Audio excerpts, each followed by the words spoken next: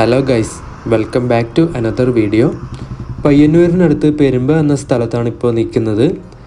ഇന്നൊരു ബൈക്ക് ട്രിപ്പാണ് പ്ലാൻ ചെയ്തിരിക്കുന്നത്. നമുക്ക് പയ്യന്നൂർ ടൗൺ വഴിയിലൂടെയാണ് പോവേണ്ടത്. അപ്പോൾ ഞാനും എൻ്റെ ലെക്സയും ഈ ഒരു ട്രിപ്പിന് വേണ്ടിയിട്ട് കംപ്ലീറ്റ്ലി റെഡി ആയിട്ട് നിൽക്കുകയാണ്. നമുക്കിനി സമയം കളയാതെ യാത്ര തുടങ്ങാം.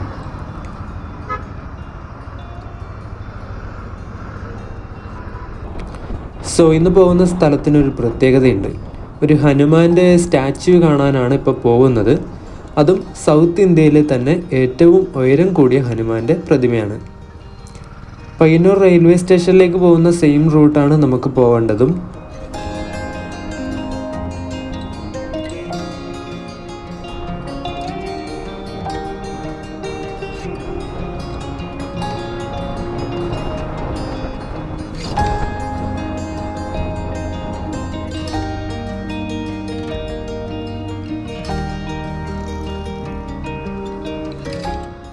പെരുമ്പ ടൗൺ കഴിഞ്ഞ് ഈ ഒരു കാണുന്ന റൈറ്റിലേക്കാണ് നമുക്ക് പോകേണ്ടത്.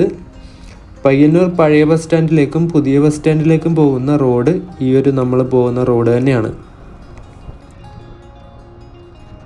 ഈ കാണുന്നതാണ് നമ്മുടെ പുതിയ ബസ് സ്റ്റാൻഡ് ഏരിയ. എത്രയൊക്കെ ആയിട്ട് നമ്മുടെ പയ്യന്നൂരിൻ്റെ പുതിയ ബസ് സ്റ്റാൻഡ് എന്ന് പറയാനായിട്ട് ഒരു വലിയ ഏരിയ ഇല്ല. ബസ് സ്റ്റാൻഡ് എന്ന് പറയാനായിട്ടൊന്നുമില്ല. അതാണ് നമ്മുടെ സീൻ. സ്ഥലം കിട്ടാനില്ലാത്ത പരിമിതികൾ കൊണ്ടായിരിക്കാം, എന്താണെന്ന് എനിക്കറിയില്ല. നമ്മുടെ ആനവണ്ടി നല്ല സ്റ്റൈലായിട്ട് ഈ പുതിയ ബസ് സ്റ്റാൻഡിൽ നിന്ന് വളച്ചെടുത്ത് പോകുന്നുണ്ട്.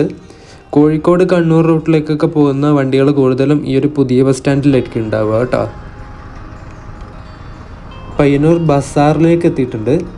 ഇവിടെ കുറച്ച് മുന്നിലായിട്ട് ട്രാഫിക് സിഗ്നൽ ഉണ്ട്. ഉച്ച സമയത്താണ് ഞാൻ പോകുന്നത്. നല്ല വെയിലായതുകൊണ്ട് റെഡ് സിഗ്നൽ വീഴുന്നതിന് മുന്നേ സിഗ്നൽ ക്രോസ് ചെയ്ത് അപ്പുറം എത്തണം എങ്ങനെയെങ്കിലും.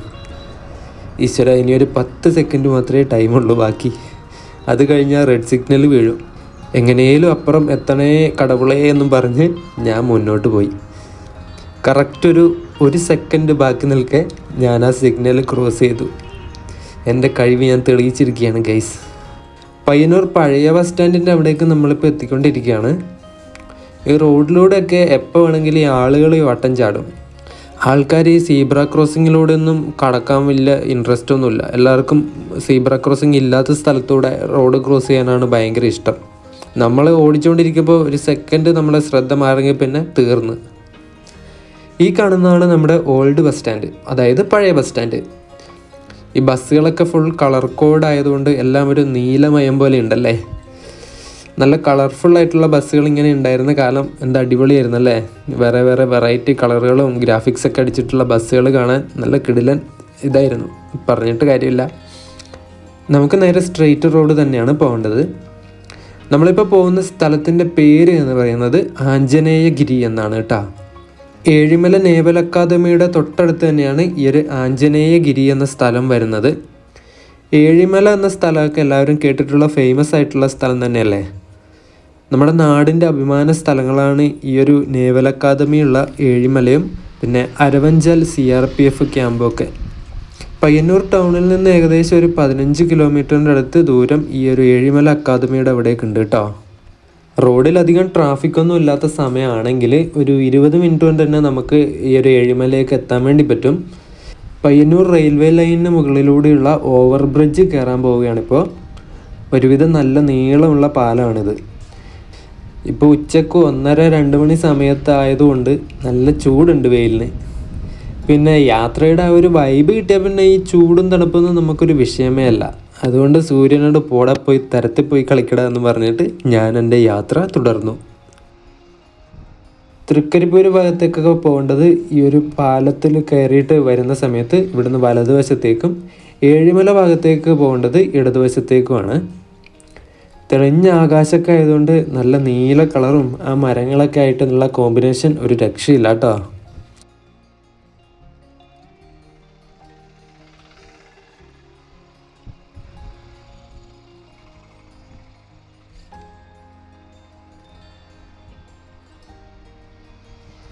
ഇടതുവശത്ത് അതിലൂടെയാണ് റെയിൽവേ ലൈൻ പോകുന്നത്. ഈ ഒരു R15 ആയതുകൊണ്ട് ഈ കിടന്ന് ഓടിക്കുന്നതുകൊണ്ട് അത് നിങ്ങൾക്ക് മര്യാദക്ക് ഷൂട്ട് ചെയ്ത് കാണിച്ചു തരാൻ വേണ്ടി എനിക്ക് പറ്റണില്ല. ഈ പാലം കടന്നതിന് ശേഷം റെയിൽവേ സ്റ്റേഷനിലേക്ക് ഒരു 500-600 മീറ്റർ കൂടി ദൂരം ഇനിയുമുണ്ട്. ഈ ഇടത് സൈഡിൽ ഈ പാർക്ക് ചെയ്തിരിക്കുന്ന വണ്ടികൾ കണ്ടോ, ഈ ട്രെയിന് പോകുന്ന ആൾക്കാർ പാർക്ക് ചെയ്ത് വെച്ചിട്ട് പോകുന്ന വണ്ടികളാണ് ഇതൊക്കെ. റോഡിൻ്റെ സൈഡിലൊക്കെ നല്ല വീതി ഉണ്ടെങ്കിൽ ഇത് വലിയ കുഴപ്പമില്ലായിരുന്നു. ട്രെയിന് പോകുന്നവർ ഈ ഒരു ബൈക്കും അവരുടെ കാറൊക്കെ പാർക്ക് ചെയ്ത് വെച്ചിട്ട് ഈ കാൽനട യാത്രക്കാർ നടന്നു പോകുന്ന സൈഡിൽ കയറ്റി പാർക്ക് ചെയ്ത് വെക്കും. എന്നിട്ട് റോഡിലൂടെ വേണം ഈ ഒരു കാൽനട യാത്രക്കാർ നടക്കാൻ. എന്താ അല്ലേ, രണ്ട് വലിയ വണ്ടിയൊക്കെ ഈ റോഡിലൂടെ വരുമ്പോൾ ഈ നടക്കാൻ സ്ഥലമില്ലാതെ അവർ പേടിച്ച് നടന്നു പോകുന്നത് കണ്ടിട്ടുണ്ട് ഞാൻ കുറേ തവണ. ഇവിടെ നമ്മുടെ റെയിൽവേ സ്റ്റേഷനിൽ പേ ആൻഡ് പാർക്കിനൊക്കെ സൗകര്യം ഉണ്ടായിട്ടും അത് യൂസ് ചെയ്യാതെ ഇങ്ങനെ സമൂഹത്തിന് ബുദ്ധിമുട്ടിപ്പിക്കുന്ന നല്ലവരായ ആൾക്കാർക്ക് നല്ലത് മാത്രം വരട്ടെ എന്ന് പ്രാർത്ഥിക്കുന്നു. അല്ലാതെ ഇപ്പം എന്ത് പറയാനല്ലേ, ഭയങ്കര കഷ്ടമാണ് ഇതൊക്കെ. ഇത് റോഡിൻ്റെ സൈഡിൽ പാർക്ക് ചെയ്ത് വെച്ചിട്ട് കാൽനട യാത്രക്കാർക്ക് ബുദ്ധിമുട്ടുള്ളത് ഒരുപാട് പേരിങ്ങനെ കംപ്ലയിൻറ്റ് ചെയ്യുന്നത് കണ്ടിട്ടുണ്ട്. നമ്മുടെ യൂട്യൂബിലൊക്കെ ഈ വ്ളോഗ് ചെയ്യുന്നവരൊക്കെ ഈ ഒരു കാര്യം മെൻഷൻ ചെയ്യുന്നത് ഞാൻ കണ്ടിട്ടുണ്ട്. എന്താ അല്ലേ നമ്മുടെ നാടിൻ്റെ ഒരവസ്ഥ, ആരോട് പറയാൻ, ആര് കേൾക്കാൻ.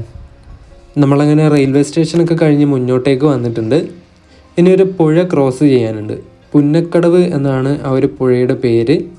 നമ്മുടെ ടൗണിൻ്റെ ഒക്കെ ആ ഒരു റഷിൽ നിന്നൊക്കെ മാറി ഇങ്ങോട്ടേക്ക് എത്തുമ്പോൾ ഭയങ്കര ഒരു കാമായിട്ടുള്ള ഏരിയ ആണ്. പാലത്തിൻ്റെ മുകളിലേക്ക് അങ്ങനെ കയറുകയാണ്.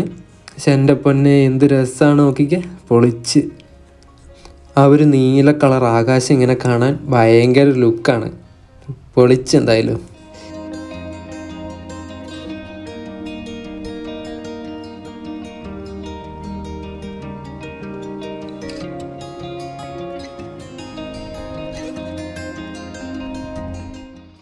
ഈ ഒരു പാലം കടക്കുന്നതോടുകൂടി നമ്മൾ രാമന്തളി ഗ്രാമപഞ്ചായത്തിലേക്ക് കയറും. പാലമൊക്കെ കടന്ന് ഒരു 300 മീറ്റർ മുന്നിലേക്ക് വരുമ്പോൾ ഇങ്ങനെ ഒരു ജംഗ്ഷൻ എത്തും. ഇവിടുന്ന് ഇടത്തേക്കുള്ള റോഡിലൂടെയാണ് ഇനി നമുക്ക് പോകേണ്ടത്. ഇവിടുന്ന് നേരെ പോകുന്ന റോഡിലൂടെ പോയാൽ നമ്മുടെ നേവൽ അക്കാദമിയുടെ എൻട്രൻസ് ഗേറ്റും കാര്യങ്ങളൊക്കെ നമുക്ക് കാണാം. ഇപ്പം എന്തായാലും ഞാൻ അങ്ങോട്ട് പോകണില്ല, നമുക്ക് ആഞ്ജനേയഗിരിയിലേക്ക് തന്നെ പോവാം. ഈ ഒരു ജംഗ്ഷനുള്ള സ്ഥലത്തിൻ്റെ പേര് കുന്നത്തെരു എന്നാണ്. നമ്മളിപ്പോൾ ഇടത്തോട്ട് കയറിയിട്ട് പോകുന്ന റോഡ് എന്ന് പറയുന്നത് എട്ടിക്കുളം, കക്കമ്പാറ, കുന്നേരു, പാലക്കോട് റൂട്ടാണ്. പിന്നെ പഴയങ്ങാടി വഴി കണ്ണൂരിലേക്കും ഈ ഒരു റൂട്ട് വഴി പോകാൻ വേണ്ടി പറ്റും. ഗൂഗിൾ മാപ്പൊക്കെ ഓണാക്കിയിട്ട് നോക്കിയാണ് ഞാനും പോകുന്നത്. എനിക്ക് വലിയ ഒരു ഐഡിയ ഇല്ലാത്ത സ്ഥലങ്ങളാണ് ഇതൊക്കെ. ഒരു ഉൾഗ്രാമത്തിലൂടെയാണ് ഇപ്പോൾ പോയിക്കൊണ്ടിരിക്കുന്നത്.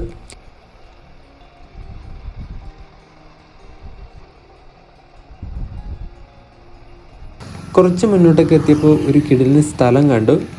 ഈ തെങ്ങുകളും വയലുകളും പുഴയും ഒക്കെ ഇങ്ങനെ ചേർന്ന് കിടക്കുന്ന നല്ല അടിപൊളിയൊരു സ്ഥലം.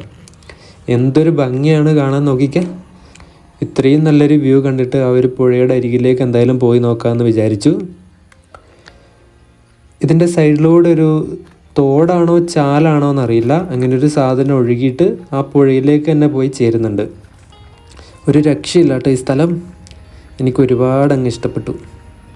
ഫുള്ള് സമാധാനമാണ് ഇവിടെ. വണ്ടികളുടെയും ആൾക്കാരുടെയും ഒന്നും സൗണ്ടുകളില്ലാതെ നിൽക്കുന്ന ഒരു കിടിലൻ സ്പോട്ട്. പുഴയും അതിൻ്റെ സൈഡിലുള്ള തെങ്ങുകളും കാണാൻ ഒരു ഭയങ്കര കോമ്പിനേഷൻ തന്നെയാണല്ലേ. നമ്മൾ പുഴയുടെ ചിത്രമൊക്കെ വരക്കുമ്പോൾ ഇതുപോലെ പുഴക്കരയിൽ തെങ്ങ് വരക്കാറുണ്ടല്ലേ.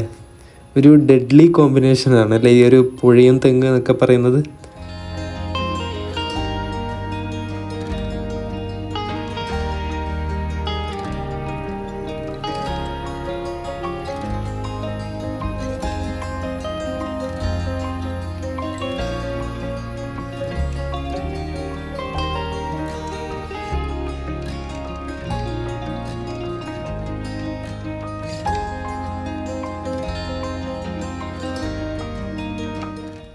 എൻ്റെ പൊന്നെ എന്ത് ലുക്കാണ് ഈ പുഴ എന്ന് നോക്കിക്കേ. ചെറിയൊരു തോണി, ഈ മീൻ പിടിക്കാനൊക്കെ ഇരിക്കുന്ന പോലത്തെ ഒരു ചെറിയ ഹട്ടാണ് തോന്നുന്നത്. അത് എന്താണെന്ന് എനിക്കറിയില്ല. എന്തൊക്കെ ആയാലും അതൊക്കെ ചേർന്നിട്ടൊരു രക്ഷയില്ല ഇവിടെ. പുഴയുടെ അപ്പുറത്തെ സൈഡിലും ഈ തെങ്ങുകളിങ്ങനെ നിറഞ്ഞു നിൽക്കുന്നത് കാണാം. അങ്ങ് ദൂരെ കാണുന്ന പാലമാണ് നമ്മൾ നേരത്തെ ക്രോസ് ചെയ്ത് വന്നത്. പുന്നക്കടവ് പാലം നമ്മൾ ക്രോസ് ചെയ്ത് വന്നില്ലേ, ആ പാലാണ് നമ്മളങ്ങ് ദൂരെ കാണുന്നത്. മൺസൂൺ കഴിഞ്ഞ് നിൽക്കുന്ന സമയമായതുകൊണ്ട് നല്ല പച്ചപ്പാണ് ഇവിടെയൊക്കെ. എന്തായാലും ഈ സ്ഥലം തകർത്തു. ഇനി നമ്മുടെ ഹനുമാൻഗിരിയിലേക്കുള്ള യാത്ര തുടരാം. ഇവിടെ അധികം സമയം നിന്നിട്ട് നമ്മുടെ സമയം വേസ്റ്റ് ചെയ്യാനില്ല. പുഴയോടും തെങ്ങുകളോടും അവിടുത്തെ പുല്ലുകളോടും ഒക്കെ ടാറ്റ ബൈ ബൈ പറഞ്ഞിട്ട് അവിടുന്ന് യാത്ര വീണ്ടും തുടങ്ങി. ഈ പുഴ കുറേ നേരം നമ്മൾ പോകുന്ന റോഡിന് പാരലലായിട്ട് തന്നെ ഒഴുകുന്നുണ്ട്. ഇനി കുറച്ചുകൂടെ മുന്നോട്ടേക്ക് പോയിട്ട് വലതുവശത്തേക്ക് പോകാനാണ് നമ്മുടെ മാപ്പ് പറയുന്നത്.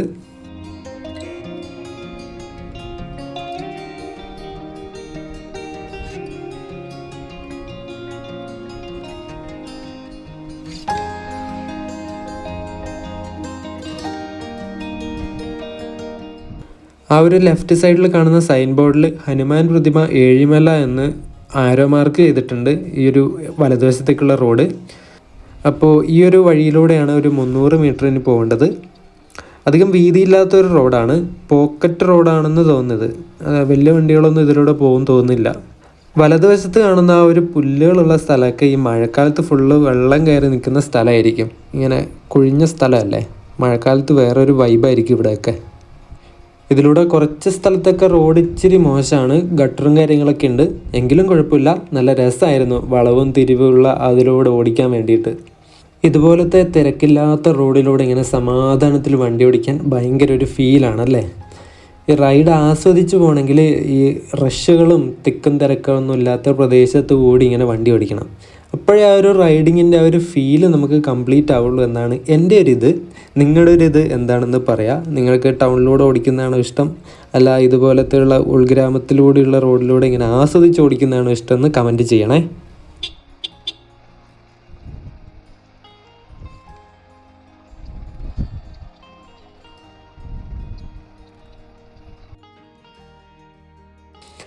ഇവിടെ ഒരു അമ്പലം കണ്ട് ഞാൻ, നല്ലൊരു അറ്റ്മോസ്ഫിയർ ഉള്ള ഒരു അമ്പലം.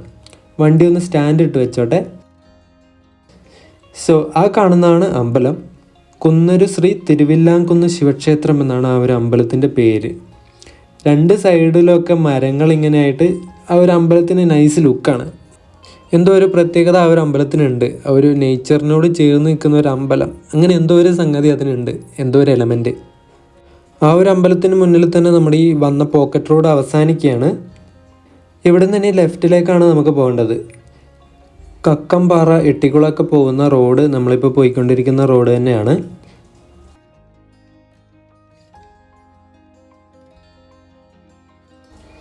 കുറച്ച് മുന്നിലേക്ക് എത്തുമ്പോൾ ഇങ്ങനെ ഒരു ജംഗ്ഷൻ വീണ്ടും കാണും.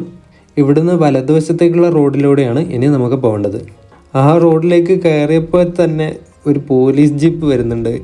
പെട്ടു എന്നാണ് ഞാൻ ശരിക്കും വിചാരിച്ചത്. പക്ഷെ അവർ വലിയ മൈൻഡൊന്നും ചെയ്യാതെ പോയി. എന്തായാലും രക്ഷപ്പെട്ടല്ലോ. അല്ലെങ്കിൽ ക്യാമറ ഇതൊക്കെ ഹെൽമെറ്റിൽ കണ്ടുകൊണ്ട് വേണമെങ്കിൽ അവർ നിർത്താൻ പറയും. പിന്നെ ഫൈൻ അടച്ച് അതായി ഇതായി, പിന്നെ ആകെ മൊത്തം സീനായി. രക്ഷപ്പെട്ട് എന്തായാലും. ഇതൊരു മീൻകാരൻ ചേട്ടൻ പോകുന്നുണ്ട്. ഇവിടെയൊക്കെ നല്ല ഫ്രഷ് മീൻ കിട്ടുന്ന ഏരിയ ആണ്. പുഴ മീനും കാര്യങ്ങളൊക്കെ നല്ലവണ്ണം കിട്ടുന്ന ഒരു ഏരിയ ആണിത്. നമ്മളിപ്പോൾ പോയിക്കൊണ്ടിരിക്കുന്ന റോഡിനെ ഏഴിമല ടോപ്പ് റോഡ് എന്നാണ് പറയുന്നത്. കുറേ മുകളിൽ വരെ നല്ല കയറ്റമാണ് ഈ ഒരു റോഡിന്. കയറ്റമൊക്കെ കയറിയിട്ട് കുറച്ച് മുകളിലെത്തി. അങ്ങ് ദൂരേക്കുള്ളൊരു വ്യൂ കാണുന്ന നല്ല സ്ഥലം നോക്കിയൊക്കെ നിങ്ങൾ, എന്ത് രസമുണ്ടല്ലേ കാണാൻ. ഇനിയും അടിപൊളിയായിട്ട് ആ ഒരു വ്യൂ നമുക്ക് കിട്ടും. കുറച്ചുകൂടി മുകളിലേക്ക് കയറിപ്പോയാൽ ആ ഒരു വ്യൂ ഇതിലും നന്നായിട്ട് നമുക്ക് കിട്ടും. എന്തായാലും മുകളിലോട്ട് പോവാം. കുറച്ചുകൂടെ മുകളിലേക്ക് വന്നു. വണ്ടി നിർത്തിയിട്ട് ആ ഒരു വ്യൂ അങ്ങ് ആസ്വദിച്ചിട്ട് പോകാമെന്ന് വിചാരിച്ചു.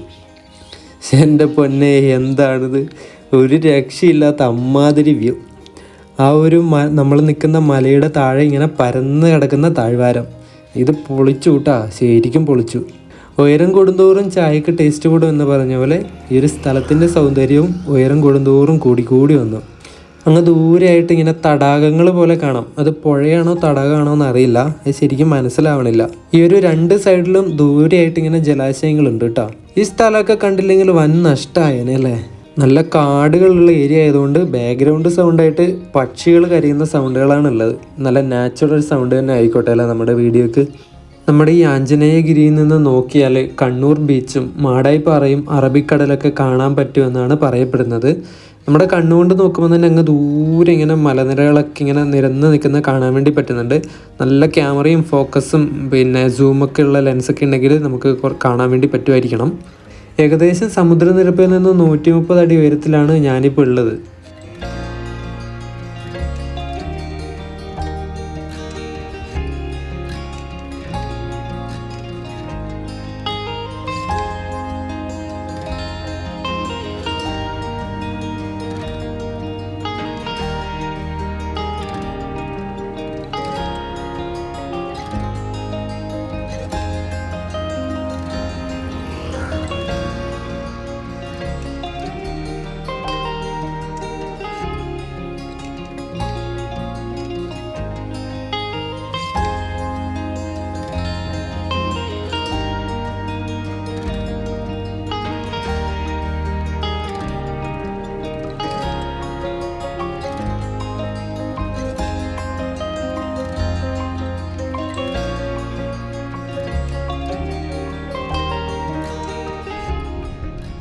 അവിടെ നിന്ന് അങ്ങനെ നമ്മുടെ താഴ്വാര കാഴ്ചകളൊക്കെ കണ്ട് ആസ്വദിച്ചിട്ട് യാത്ര വീണ്ടും തുടങ്ങി. ഇപ്പോൾ പോകുന്ന റോഡിൻ്റെ വലതുവശത്തായിട്ട് ഇങ്ങനെ നീണ്ടു നിവർന്ന് കിടക്കുന്ന നേവൽ അക്കാദമിയുടെ അതിർത്തി മതിലാണ്. നമ്മൾ ഒരു കാര്യമില്ലാതെ ആ ഒരു മതിൽ ചാടിക്കടക്കാനോ അല്ലെങ്കിൽ ചാടിക്കടക്കുകയോ ചെയ്തെങ്കിൽ ഫസ്റ്റ് തന്നെ അവർ വെടിവെക്കുമെന്ന് ആ ഒരു മതിലിൻ്റെ മുകളിൽ എഴുതി വെച്ചിട്ടുണ്ട്. ഇങ്ങനെ ഫ്ലക്സ് പോലെ അടിച്ചു വെച്ചിട്ടുള്ളത്. പുരാതന കാലത്തുണ്ടായിരുന്ന മൂഷിക രാജവംശത്തിൻ്റെ ക്യാപിറ്റലായിരുന്നു ഏഴിമല എന്നാണ് ചരിത്രങ്ങളൊക്കെ പറയുന്നത്. കൂടാതെ 11-ാം നൂറ്റാണ്ടിലുണ്ടായിരുന്ന ചേര രാജവംശവും ചോള രാജവംശവും തമ്മിൽ നടന്ന യുദ്ധങ്ങൾ ഈ ഒരു ഏഴിമലയും ഇവിടുത്തെ കുന്നിൻ പ്രദേശങ്ങളിലും വെച്ചിട്ടായിരുന്നുവെന്നും ഈ ചരിത്രങ്ങൾ പറയുന്നുണ്ട്. അതുപോലെ രാമായണത്തിൽ നമ്മുടെ രാമൻ്റെ അനുജൻ ലക്ഷ്മണന് പരിക്ക് പറ്റിയപ്പോൾ മൃതസഞ്ജീവനിയുമായി നമ്മുടെ ഹനുമാൻ മരുത്വാമലയുമായി പോകുമ്പോൾ ആ ഒരു മലയുടെ ഒരു ഭാഗം പൊട്ടി താഴെ വീണിട്ടാണ് ഈ ഒരു ഏഴിമല ഉണ്ടായതെന്നും ഐതിഹ്യം പറയുന്നു.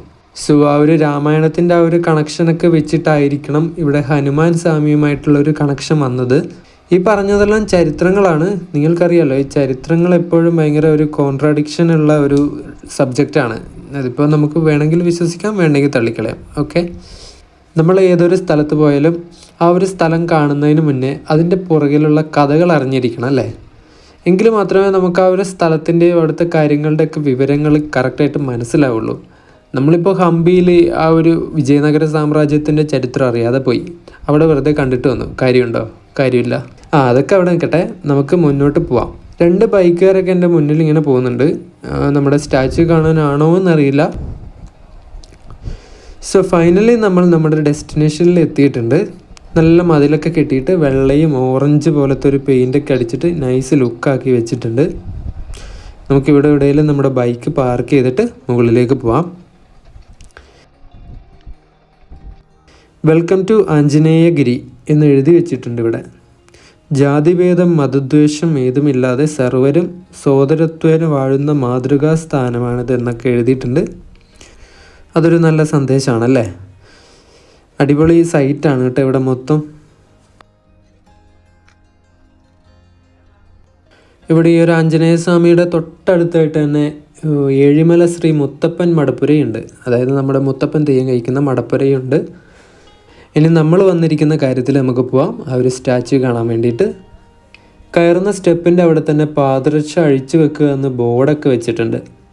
അവരങ്ങനെ പറഞ്ഞ സ്ഥിതിക്ക് നമ്മൾ ചെരുപ്പ് അഴിച്ചു വെച്ചില്ലെങ്കിൽ മോശമല്ലേ? അതുകൊണ്ട് നമുക്ക് ചെരുപ്പൊക്കെ അഴിച്ചു വെച്ചിട്ട് സ്റ്റെപ്പ് കയറാം. ഈ ഒരു നമ്മൾ കയറുന്ന സ്റ്റെപ്പുകളൊക്കെ ഒരു ഓറഞ്ച് ടൈപ്പ് പെയിൻറ്റുകളാണ് അടിച്ചിരിക്കുന്നത്. സൂര്യ ട്രസ്റ്റ് സൺസൺ എന്നൊക്കെ ആ ഒരു സ്റ്റെപ്പുകളിൽ ഇങ്ങനെ എഴുതി വെച്ചിട്ടുണ്ട്. സോ ഈ കാണുന്നതാണ് നമ്മുടെ സൗത്ത് ഇന്ത്യയിലെ തന്നെ ഏറ്റവും വലിയ ഹനുമാൻ പ്രതിമ. അടിപൊളി, ഒരു പ്രൗഡ് മൂവ്മെൻറ്റ് തന്നെയാണല്ലോ ഇതൊക്കെ. 41 അടിയാണ് നമ്മൾ ഈ കാണുന്ന പ്രതിമയുടെ ഉയരം. ഈ കാണുന്ന ദക്ഷിണേന്ത്യയിലെ തന്നെ ഉയരം കൂടിയ ആഞ്ജനേയ പ്രതിമ കോൺക്രീറ്റ് ഉപയോഗിച്ചാണ് നിർമ്മിച്ചിരിക്കുന്നത്. പുരാതനമായ ചരിത്രത്തിനെയും അതിനേക്കാളേറെ ടൂറിസം സാധ്യതകളെയൊക്കെ തമ്മിൽ ചേർത്തുകൊണ്ടാണ് 1990 സൂര്യ ട്രസ്റ്റും സൺസൺ ഗ്രൂപ്പും ചേർന്ന് ഈ ഒരു കാണുന്ന ഹനുമാൻ സ്റ്റാച്യു നിർമ്മിച്ചിരിക്കുന്നത്. പഴയങ്ങാടി വെങ്ങര എന്ന സ്ഥലത്തുള്ള KKR എന്ന് പറഞ്ഞ വ്യക്തിയാണ് പ്രതിമയുടെ ശില്പി എന്ന് പറയുന്നത്. ഇതൊക്കെ ആ ഒരു ബോർഡിൽ എഴുതി വെച്ചിട്ടുള്ളതാണ് ഞാൻ പറയുന്നത്. സൂര്യ ട്രസ്റ്റിൻ്റെ സുരേന്ദ്ര ഷെണായി എന്ന വ്യക്തിയുടെ ഓർമ്മക്കായാണ് ഈ ഒരു പ്രതിമ നിർമ്മിച്ചിരിക്കുന്നത് എന്നാണ് പറയപ്പെടുന്നത്. ഞാനിപ്പോൾ നിൽക്കുന്ന ഈ ഒരു ആഞ്ജനേയഗിരി എന്ന സ്ഥലം സമുദ്രനിരപ്പിൽ നിന്ന് ഏകദേശം 286 മീറ്റർ ഉയരത്തിലാണ് സ്ഥിതി ചെയ്യുന്നത്.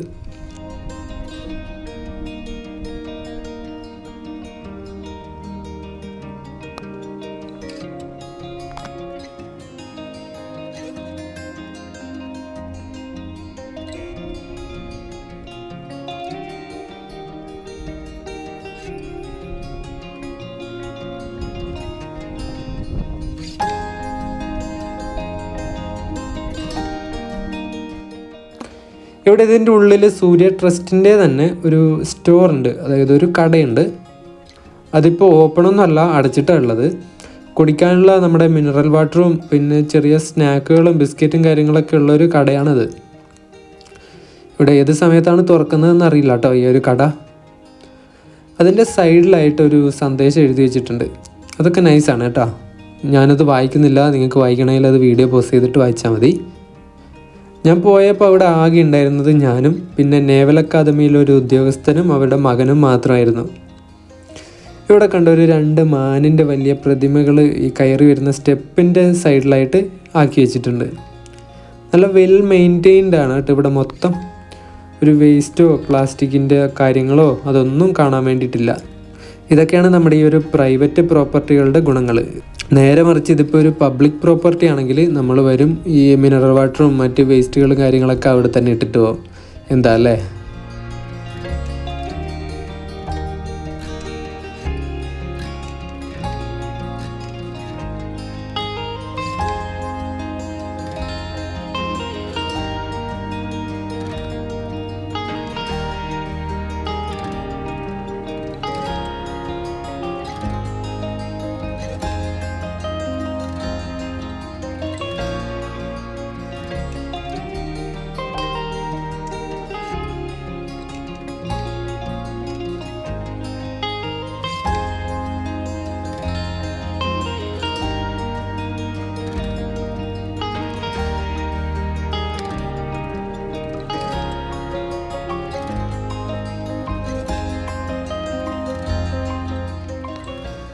ഈ ഒരു സ്ഥലത്തിൻ്റെ ഏകദേശം 360 ഡിഗ്രി വ്യൂ ഞാൻ കാണിച്ചു തരാം. ഡ്രോണൊക്കെ ഉണ്ടെങ്കിൽ കുറച്ചുകൂടി നല്ല കിടിലൻ ഷോട്ടുകൾ നമുക്ക് എടുക്കാൻ വേണ്ടി പറ്റും. നല്ല തണുത്ത കാറ്റാണ് ഇവിടെ എപ്പോഴും. അതുകൊണ്ട് തന്നെ നമുക്ക് ആ ഒരു ചൂട് അനുഭവപ്പെടില്ല. ഇരിക്കാനും നടക്കാനൊക്കെ നല്ല സുഖമാണ് ആ തണുത്ത കാറ്റുള്ളതുകൊണ്ട്.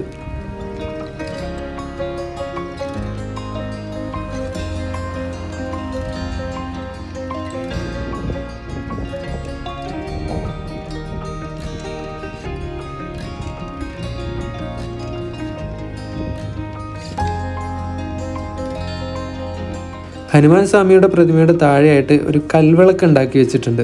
അതിലിങ്ങനെ മൺചിരാതുകൾ വെച്ചിട്ട് തിരിയൊക്കെ വെച്ചിട്ടുണ്ട്. അത് കത്തിക്കാറുണ്ടോ എന്ന് അറിയില്ല. പിന്നെ ആ ഒരു പ്രതിമയുടെ മുകളിലേക്കൊന്ന് വലിഞ്ഞ് കയറരുത് എന്ന് ബോർഡൊക്കെ എഴുതി വെച്ചിട്ടുണ്ട് അവിടെ. തൊട്ടടുത്തായിട്ട് തന്നെ ഒരു ഭണ്ഡാരവും ഹനുമാൻ സ്വാമിയുടെ ഒരു കുറിയും കാണാം. ഒരു ഓറഞ്ച് ടൈപ്പ് കുറിയാണത്. പിന്നെ ഒരു ചെറിയ 3 കൈമണികൾ അവിടെ വെച്ചിട്ടുണ്ട്. അത് എന്തിനാ വെച്ചതെന്ന് അറിയില്ല.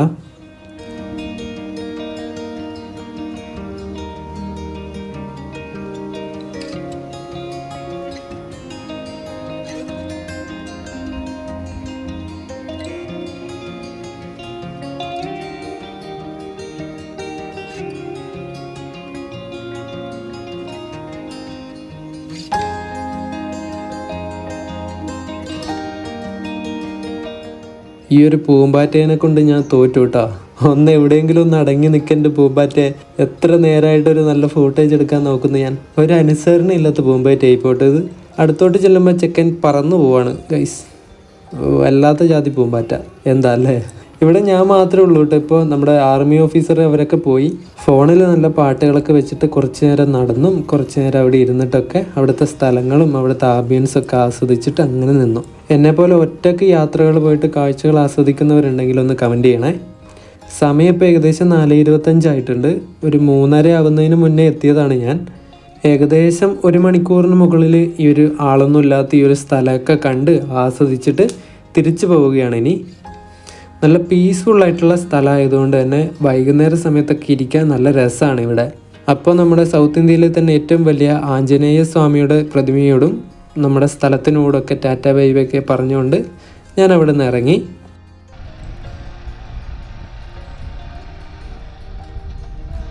നേരത്തെ അങ്ങോട്ട് പോകുന്ന സമയത്ത് റെയിൽവേ സ്റ്റേഷൻ കാണിക്കാൻ വേണ്ടി പറ്റിയില്ല. ഇതാണ് നമ്മുടെ പയ്യന്നൂർ റെയിൽവേ സ്റ്റേഷൻ.